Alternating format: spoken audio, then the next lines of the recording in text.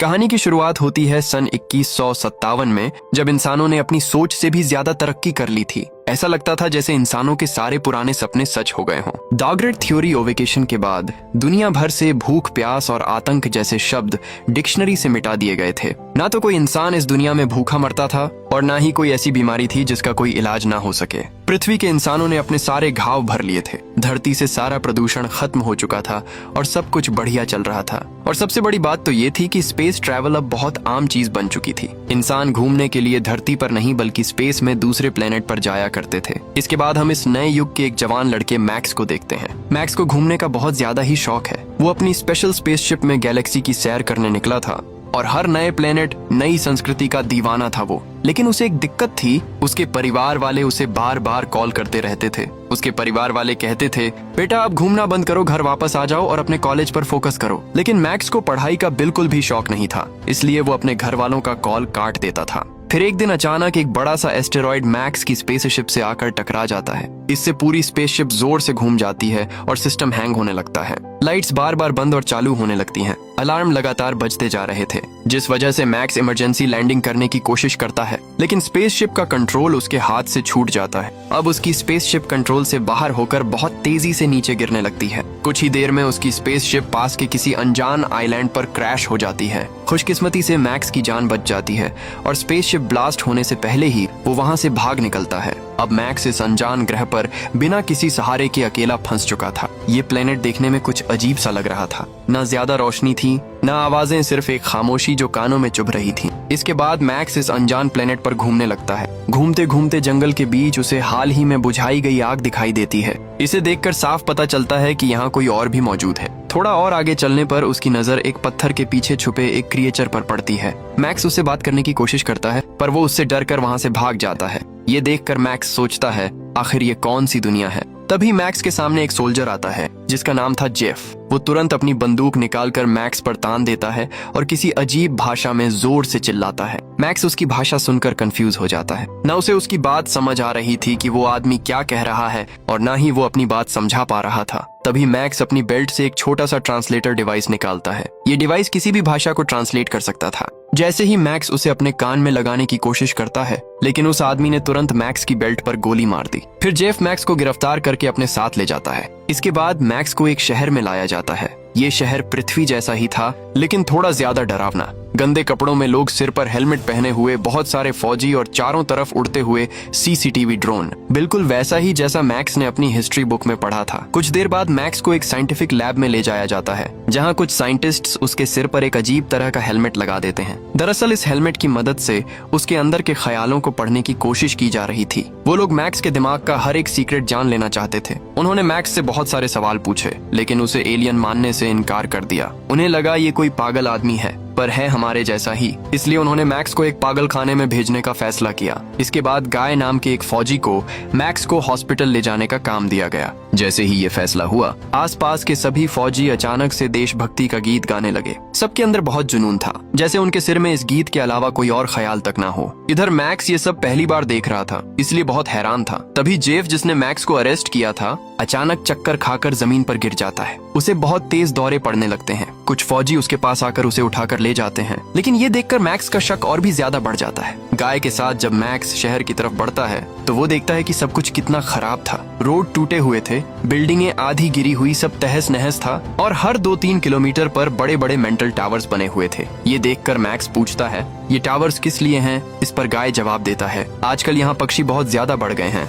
इसलिए ये टावर्स दुश्मनों से रक्षा के लिए हैं। वो दोनों बात ही कर रहे थे कि तभी एक बड़े बम का धमाका होता है। उस टावर का बेस पूरी तरह उड़ जाता है और उसका एक हिस्सा आकर मैक्स के ट्रक के आगे गिर जाता है। चारों तरफ बस धुआं, आग, शोर, चीखें, सब कुछ। कुछ लोग अपनी जान बचाकर भाग निकले, तो कुछ उसी टावर के नीचे दबकर मर गए। एक बड़ी लोहे की रॉड सीधा मैक्स के ट्रक में घुस जाती है, जिससे गाय मलबे के नीचे फंस जाता है। ये देखकर मैक्स बिना वक्त गंवाए अपनी पूरी ताकत लगाकर गाय को बाहर निकाल लेता है। इधर का पूरा एरिया जंग का मैदान बन चुका था, पर जैसे तैसे मैक्स गाय को बचा लेता है। ये देखकर गाय भी सोच में पड़ जाता है कि ये कोई मामूली आदमी तो नहीं लगता। उसके दिमाग में बस एक ही सवाल घूम रहा था, आखिर ये है कौन? इसके बाद मैक्स को पता चलता है कि इस प्लेनेट पर बगावत चल रही है। लोग सरकार के तरीकों से खुश नहीं हैं, बल्कि उनके खिलाफ खड़े हो चुके हैं। दरअसल गवर्नमेंट ये बड़े बड़े टावर बनाकर अपनी ताकत बनाए रखना चाहती थी। इस हादसे में उनका ट्रक बर्बाद हो चुका था, जिस वजह से उन्हें अब आगे का रास्ता पैदल ही पार करना होगा। इसके बाद जैसे ही वे शहर में पहुंचते हैं, हम एक ताकतवर आदमी को देखते हैं जिसका नाम है स्ट्राइक, जो कि डिपार्टमेंट ऑफ स्पेशल रिसर्च का हेड है। जैसे ही उसे मैक्स के बारे में पता चलता है, वो फंक नाम के आदमी को मैक्स को उसके पास लाने का ऑर्डर दे देता है। तब तक मैक्स को एक और डरावनी फैसिलिटी में बंद कर दिया गया था। इस बार मैक्स को एक बड़े से पानी के टैंक में कैद किया गया था। साइंटिस्ट उसके दिमाग को और गहराई से देखने की कोशिश कर रहे थे, लेकिन फंक स्ट्राइक के बेज का इस्तेमाल करके वहां घुस आता है और बिना किसी परमिशन के मैक्स को वहां से निकाल ले जाता है। दूसरी तरफ वहां का एक और ताकतवर आदमी, सरकारी वकील ओमनिक, ने भी मैक्स की हरकतों पर नजर रखी हुई थी। लेकिन जब उसने गाड़ी में टाइम देखा तो जल्दी से बाथरूम में जाकर छुप गया, जहां उसे भी बहुत तेज दौरा पड़ना शुरू हो गया। इधर फंक जब मैक्स को अपनी कार में बिठाकर ले जा रहा था तो आगे रास्ता ब्लॉक पड़ा हुआ था। ये देखकर फंक दूसरा रास्ता पकड़ लेता है, लेकिन वो काफी टेंशन में लग रहा था। वो बार बार अपने हाथ में बंधी घड़ी को देख रहा था और तभी अचानक उसे भी वही दौरा पड़ने लगता है। ये देखकर पुलिस वाले उसे भी बंदी बनाकर अपने साथ ले गए और बाकी वहां मौजूद लोगों ने तुरंत देशभक्ति वाला गीत गाना शुरू कर दिया। वे सभी लोग मैक्स को देखकर जोर जोर से बागी बागी कहने लगे, क्योंकि वो उन सभी के साथ मिलकर वो गीत नहीं गा रहा था। सब लोग मैक्स पर बहुत गुस्सा हो रहे थे और उसे मारना चाहते थे। ये सब देखकर मैक्स मौके का फायदा उठाकर वहां से फौरन निकल जाता है। इसके बाद हमें पता चलता है कि ये जो भी जगह है, यहाँ पर अननोन फादर नाम के कुछ लोग राज करते हैं, जिनमें स्ट्राइडर और ओमनिक भी शामिल थे। इन लोगों का सिस्टम इतना निर्दयी था कि अगर कोई एक फादर भी छोटी सी गलती करता तो बाकी उसे तुरंत वहीं मार डालते थे। अपने लोगों के लिए भी इनके दिल में कोई दया नहीं थी। इधर मैक्स इस शहर में घूमते घूमते एक बार में पहुंचता है। वहां उसकी मुलाकात एक वेटर राडा से होती है। उसे देखते ही मैक्स को उससे पहली नजर वाला प्यार हो जाता है और राडा भी उससे बहुत प्यार से बात कर रही थी। लेकिन तभी एक दूसरा कस्टमर राडा के साथ बदतमीजी करने लगता है। मैक्स वहीं बैठा ये सब देख रहा था और उस आदमी ने पूरे बार में उसकी बेइज्जती कर दी। अब वो आदमी गुस्से में आकर मैक्स पर अपनी छड़ी से हमला करने की कोशिश करता है, पर उसे ये पता नहीं था कि मैक्स कोई मामूली इंसान नहीं है। मैक्स अपनी फुर्ती दिखाकर उस आदमी का हाथ मोड़ देता है और उसे वहां से डराकर भगा देता है। इसके बाद मैक्स और राडा पूरे दिन बैठकर बातें करते रहे। मैक्स ने राडा को अपनी धरती और स्पेस के सारे एडवेंचर बताए। तभी मैक्स को पता चलता है कि वो गाय की बहन है, वही फौजी जिसे मैक्स ने बचाया था। फिर राडा ने मैक्स को अपने घर आने का न्योता दिया और मैक्स खुशी खुशी मान जाता है। लेकिन जैसे ही वे दोनों बार से बाहर निकले तो उनके सामने वही कस्टमर आ जाता है जिसने राडा के साथ बदतमीजी की थी। अब वो यहाँ मैक्स से बदला लेने आया था। इस बार उसके साथ कुछ और लोग भी थे, लेकिन मैक्स को लड़ने का बहुत शौक था। जैसे ही उन्होंने मैक्स पर तलवार से हमला किया तो मैक्स अपनी चतुराई से खुद को बचा लेता है। वे लोग लगातार मैक्स पर हमला करते हैं, पर मैक्स उनके हर हमले से बच निकलता है और सभी को चुटकियों में हरा देता है। लेकिन तभी वहाँ उनके और भी लोग आ जाते हैं जिनके पास बहुत खतरनाक हथियार मौजूद थे,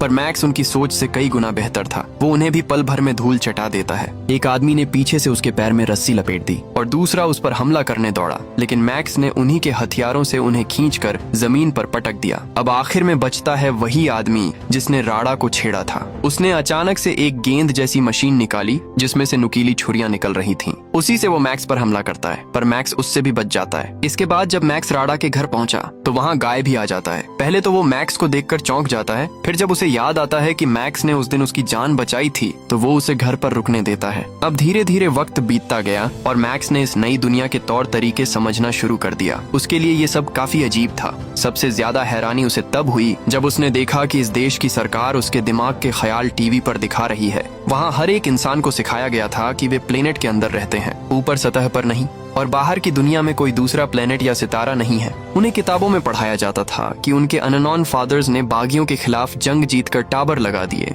और तभी जाकर ये देश किसी तरह बच पाया है। गाय अब मैक्स का दोस्त बन चुका था। वो मैक्स से कहता है कि हमारे घर को बचाना उनका सबसे बड़ा फर्ज है। उसने मैक्स से कहा, तू भी गार्ड बन जा मेरी तरह ही। लेकिन प्रॉब्लम ये थी कि मैक्स के पास कोई आईडी नहीं थी और ना ही कोई पेपर्स थे। इसीलिए गाय को अपने कमांडर चाचू को इस बात के लिए मनाना पड़ा। मैक्स को मिलिट्री ट्रेनिंग से गुजरना पड़ा। उसने देशभक्ति का गीत सीखा और मिशन ट्रेनिंग ली। ट्रेनिंग में उसे जलते हुए कंटेनर के अंदर से निकलना था और बागियों जैसी दिखने वाली तस्वीरों पर गोलियां चलानी थीं। लेकिन मैक्स तो एक खतरनाक शूटर निकला जिसका कभी निशाना चूकता ही नहीं था। इसी दौरान मैक्स फ्री टाइम में राडा से मिलता था। दोनों बहुत सारी बातें करते थे और धीरे धीरे वे एक दूसरे के काफी करीब आने लगे थे।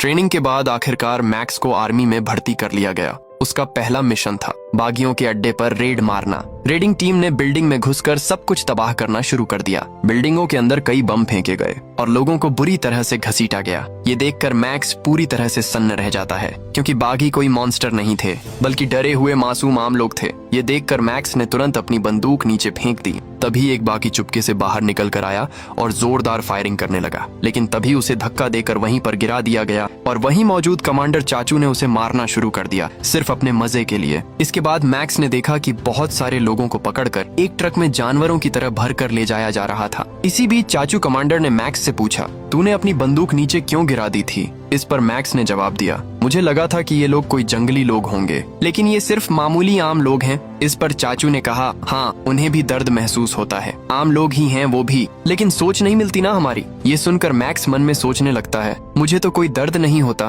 तो मैं आम आदमी नहीं हूँ क्या? इसके बाद उन सभी बागियों को कोर्ट में ले जाया गया, जिसके बाद उन्हें सजा के तौर पर एक एक करके तेज रोशनी के सामने खड़ा किया गया। इतनी तेज रोशनी की आंखें जल जाएं। कुछ बागी चिल्लाते हुए कहते हैं, हमने कुछ नहीं किया, हमें जाने दो। और कुछ बागी उन्हें गालियां भी बक रहे थे। जो शांत थे उन्हें लेबर बनाकर भेज दिया जाता है और जो लड़े उन्हें वहीं पर मार दिया जाता है। एक बागी ने अपनी मशीनी बाजू दिखाई, क्योंकि गार्ड्स ने उसका हाथ काट दिया था। फदर्स ने उसे गैस से भरा एक सूट पहनाया गया, जिसमें तेजी से उसका शरीर जलने लगता है। इधर मैक्स ये सब देख रहा होता है। वो अपना गुस्सा अंदर ही दबाकर खड़ा रहता है। इसके बाद वापस जब वो घर आता है तो वो गाय से कहता है, ये सब गलत है। गाय ने उसके जवाब में कहा, यही हमारा तरीका है और ये बिल्कुल सही है। अब मैक्स को कई लोग जानने लगे थे, तो फंक ने आसानी से मैक्स की लोकेशन ट्रैक कर ली थी। लेकिन उसे पकड़ने से पहले मैक्स और गाय को चाचू के ऑफिस बुलाया गया था। वहाँ पहुँचने के बाद चाचू मैक्स का रॉयल्टी टेस्ट लेने के लिए उसे एक जंगल में ले गया। वहाँ दो बागी थे जिन्हें मौत की सजा सुनाई गई थी। चाचू ने मैक्स से कहा, मारो इन दोनों को गोली। इस पर मैक्स ने बहाना बनाया, मैं इन्हें अकेले में मारना चाहता हूँ। लेकिन उन्हें अकेले में मारने की बजाय मैक्स ने उन्हें जाने दिया। फिर मैक्स ने चाचू के पास आकर कहा, मैं आर्मी से रिजाइन कर रहा हूँ। ये सुनकर चाचू के अंदर बहुत ज्यादा गुस्सा भर गया और पल भर में उसने मैक्स पर बंदूक तान कर उसे वहीं पर भून दिया। गाय ने उसे रोकने की बहुत कोशिश की, लेकिन चाचू ने उसकी एक न सुनी। मैक्स खून से लथपथ नीचे जमीन पर गिर पड़ा। इसके बाद चाचू गाय को खींचकर अपने साथ ले गया और मैक्स की लाश जंगल में सड़ने के लिए छोड़ दी। वहीं दूसरी तरफ फदर्स एक नई स्ट्रेटजी बना रहे थे। तभी अमनिक ने कहा, एक बार पूरी आर्मी इकट्ठी करके सारे बागियों को खत्म कर दो। सबको उसका फैसला काफी पसंद आता है, लेकिन उन्हें कुछ बहुत बड़ा करना होगा ताकि पब्लिक भी जन के सपोर्ट में आगे आ जाए। इस पर उन्होंने सोचा कि एक फेक मर्डर अटेम्प्ट किया जाए। दूसरी तरफ रात में कुछ बागी मैक्स की बॉडी ढूंढ रहे थे और जब मैक्स की बॉडी हिलती हुई दिखाई दी तो सबके होश ही उड़ गए, क्योंकि मैक्स अभी भी जिंदा था। उसके जख्म बहुत तेजी से भर रहे थे। मैक्स ने उन्हें बताया, मैं दूसरे प्लेनेट से हूँ भाई। हमारे प्लेनेट पर हेल्थ टेक्नोलॉजी बहुत अच्छी है। हमारे यहाँ के लोग चोट से मरते ही नहीं हैं। अगर सिर में सीधी गोली मार दी जाए तो वो बात अलग हो जाएगी, वरना तो मैं ठीक हो जाऊंगा। फिर सब बागियों ने मिलकर मैक्स को सब सच बताया कि टावर कोई प्रोटेक्शन के लिए नहीं है। इन टावर से ऐसे सिग्नल निकलते हैं जो लोगों के दिमाग के साथ छेड़छाड़ करते हैं। इसलिए दिन में 2 बार लोगों के अंदर अपने आप देशभक्ति का गीत गाना शुरू हो जाता है। लेकिन कुछ लोग इस टेक्नोलॉजी से इम्यून हैं। उनका दिमाग कंट्रोल में नहीं आता, बल्कि उन्हें दौरे आना शुरू हो जाता है। गवर्नमेंट उन्हें बागी का नाम देकर टारगेट करती है ताकि उन्हें मार दिया जा सके। मैक्स ये सब जानकर पूरी तरह समझ गया कि ये सिस्टम करप्ट है। तभी टावर ने फिर से सिग्नल भेजे। ये देखकर सारे बागी अपने मुंह में लकड़ी डालकर बैठ गए ताकि दौरे के दौरान उनकी जीभ दांतों के बीच ना आ जाए। इधर शहर में अमनिक भी छुपकर यही कर रहा था, क्योंकि मैक्स के ऊपर इसका कोई असर नहीं होता था, तो वो सबको संभालता रहा। इसी बीच मैक्स अब बागियों की तरफ मिल जाता है। फिर उन्होंने एक प्लान बनाया कि टावर मिलिट्री में घुसकर एक टावर को उड़ाना है। मैक्स ने सबको फेंस काट दिए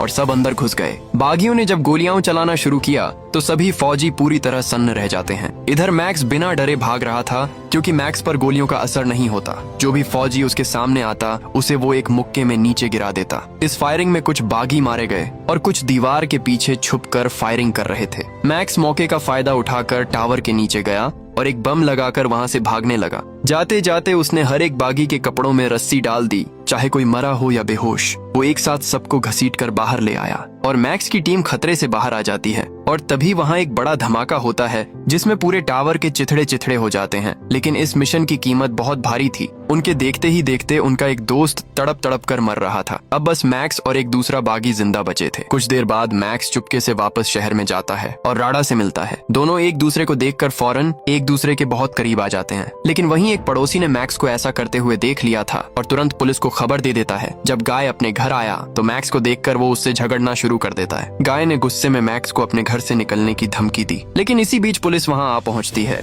मैक्स ये सब देखकर पूरी तरह समझ गया और जैसे तैसे वहाँ से भाग निकला ताकि राड़ा और गाय किसी मुसीबत में ना पड़े। इधर जब मैक्स घर से बाहर निकला तो उसने देखा कि बाहर फौजी उसका पहले से ही इंतजार कर रहे थे, लेकिन मैक्स अपनी दमदारी के साथ एक के बाद एक फौजी को मारता गया। पर इसी बीच चाचू ने राड़ा के ऊपर गन पॉइंट कर दी। अब मैक्स के पास कोई और दूसरा रास्ता नहीं था तो उसने खुद को सरेंडर कर दिया। इसके बाद मैक्स को जेल में डाल दिया जाता है जहाँ बहुत सारे कैदी पहले से ही मौजूद थे। दूसरी तरफ स्ट्राइक ने अमनिक से मिलने का प्लान बनाया। यहाँ पर स्ट्राइक चाहता था कि मैक्स को छोड़ दिया जाए ताकि उसके दिमाग की ओर जांच की जा सके, क्योंकि वो दूसरे प्लेनेट से आया हुआ है। इस पर अमनिक ने कहा मुझे थोड़ा सोचने का टाइम चाहिए, लेकिन जैसे ही स्ट्राइक वहाँ से चला गया तो अमनिक ने मैक्स की प्रोफाइल चेक की। अब वो ये जानकर पूरी तरह हैरान रह गया कि उन टावर से निकलने वाले सिग्नल्स का मैक्स के ऊपर कोई असर ही नहीं होता। फिर अमनिक ने तुरंत एक प्लान बनाया। उसने अपने लोगों से कहा कि मैक्स को फौजियों के बीच से किडनैप करो और सबको लगना ऐसा चाहिए जैसे कि अचानक से वो वहाँ से गायब हो गया हो। अमनिक ऐसा दिखाना चाहता था कि मैक्स एक्शन में मारा गया। अगली सुबह सभी कैदियों को जंगल में भेजा जाता है। उनका ये काम था लड़ाई में बचे हुए हथियारों को इकट्ठा करना। जब वो ऐसा कर रहे थे तो वहीं मौजूद डिफेंस रोबोट अपने आप एक्टिवेट हो जाते हैं और बिना कुछ वार्निंग के फायरिंग करने लगते हैं। सब लोग नीचे जमीन पर लेट जाते हैं और सही समय का इंतजार करने लगते हैं। फिर एक एक करके सभी ने रोबोट पर हमला किया और देखते ही देखते सभी रोबोट को मार दिया जाता है। मिशन पूरा होने के बाद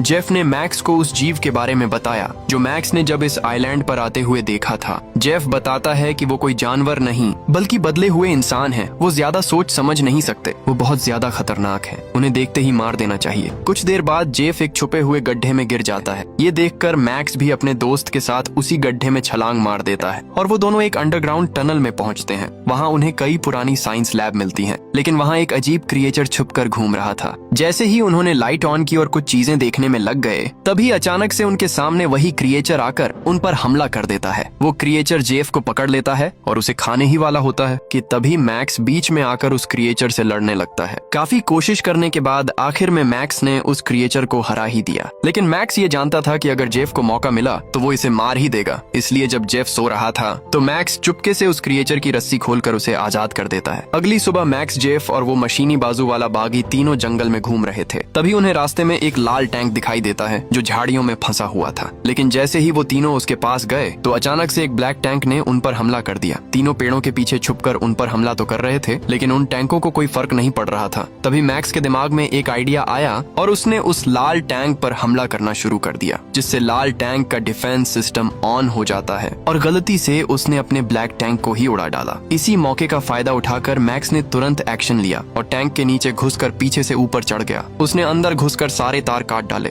और उसे डीएक्टिवेट कर दिया। इसी जीत की खुशी में उन तीनों ने मिलकर साथ में खाना खाया। इस दौरान मैक्स ने कहा, मैं तो यहाँ से भाग रहा हूँ, कोई मेरे साथ चलना चाहता है तो बता दो। लेकिन सब हैरान थे कि वो ऐसा कैसे करेगा। फिर मैक्स ने समझाया, बॉर्डर पर माइन और ट्रैप्स हैं, लेकिन मैं वहाँ से टैंक की मदद से निकल जाऊंगा। इसके बाद मैक्स टैंक को साउथ की तरफ ले जाता है। रास्ते में कई माइन ब्लास्ट हुए, लेकिन टैंक को कोई नुकसान नहीं हुआ। इधर जब अमनिक को पता चला कि मैक्स जेल तोड़कर भाग गया है तो उसने अपने लैब में मौजूद सभी सामान को तोड़ना शुरू कर दिया। इधर रास्ते में मैक्स को कुछ फौजी मिलते हैं और वहाँ बहुत सारे बागियों की लाशें पड़ी हुई थीं। ये देखकर मैक्स अंदर से पूरा टूट जाता है। वो टैंक के अंदर चुपके से बैठकर वहाँ से निकल रहा था, लेकिन हर एक गाड़ी को चेक करना बहुत जरूरी था, इसलिए एक फौजी फौरन टैंक पर चढ़ता है। मैक्स उसे देखकर बहुत खुश होता है क्योंकि वो कोई और नहीं बल्कि गाय था। मैक्स ने बिना वक्त गंवाए गाय को टैंक के अंदर खींच लिया और मैक्स गेट तोड़कर वहाँ से निकलने लगा। फौजियों ने उस पर बहुत गोलियां चलाईं, पर टैंक को कुछ नहीं हुआ, लेकिन गाय पूरी तरह सन्न था। वो कहता है, मुझे क्यों खींचा, अंदर हमें मार देंगे वो। इस पर मैक्स ने उससे कहा, मैं तुझे एक नई जिंदगी दिखाता हूँ, चल, और तेरी जिंदगी से तो लाख गुना अच्छी होगी वो। और इसी के साथ ये कहानी यहीं खत्म होती है। अगर वीडियो अच्छी लगी हो तो एक लाइक जरूर करना और ऐसी ही मजेदार वीडियो के लिए हमारे चैनल को जरूर सब्सक्राइब करना।